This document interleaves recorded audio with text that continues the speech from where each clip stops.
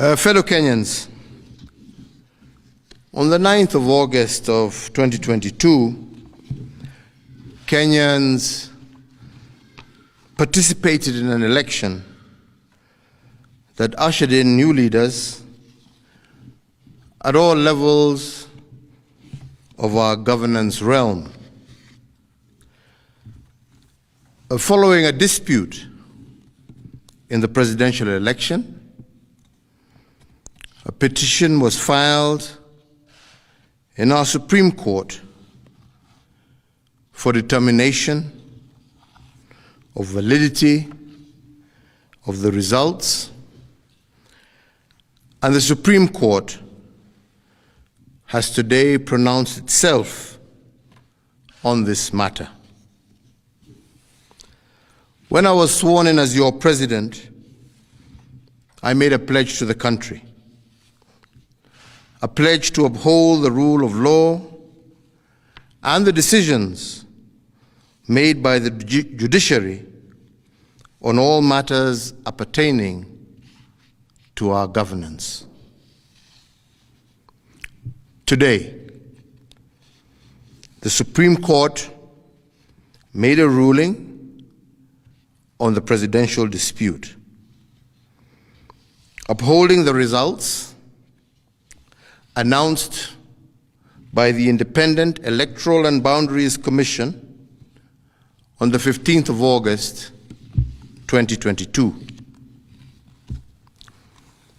And in keeping to the pledge that I made to uphold the rule of law when I took the oath of office, I commit to executing the orders of this court to the letter.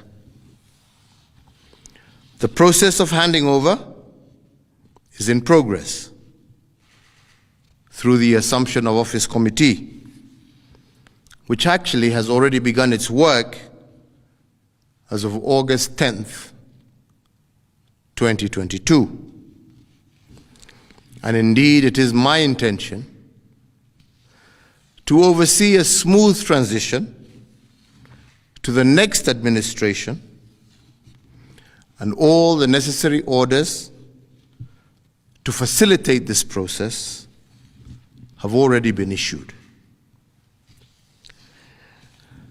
And because democracy is a work in progress, I urge the country to respect the institutions that midwife our new leaders.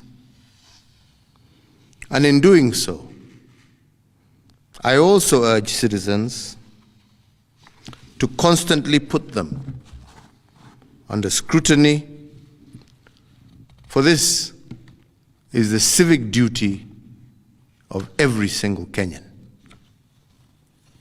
In particular, this civic duty requires every citizen to constantly put the truth presented by our constitutional institutions to test.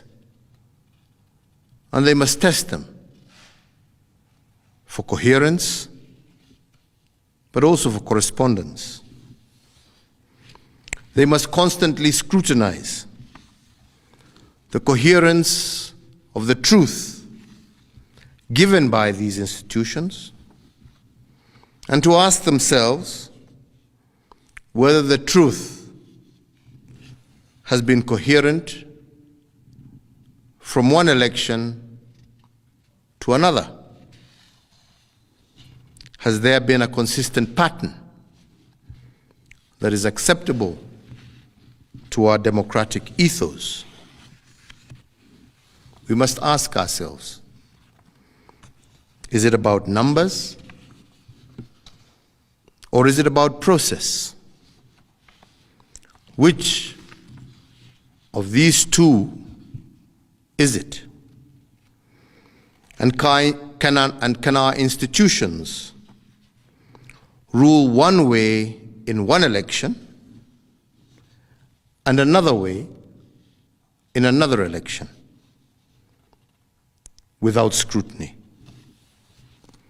I do invite you, Kenyans, to keep vigil, and indeed to hold all institutions to account.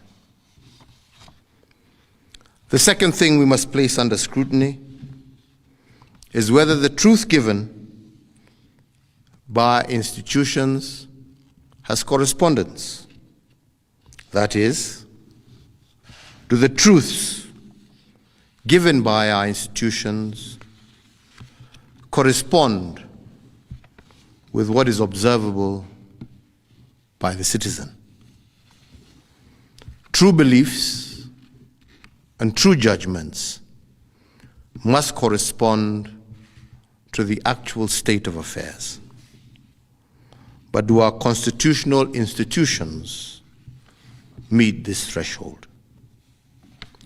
While we must appreciate these institutions, we must also hold them to account at every juncture.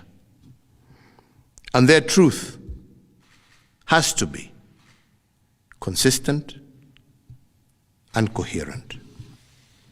This is the only way we will build our democracy.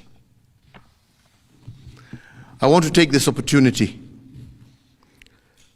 to thank every single Kenyan for holding a peaceful election.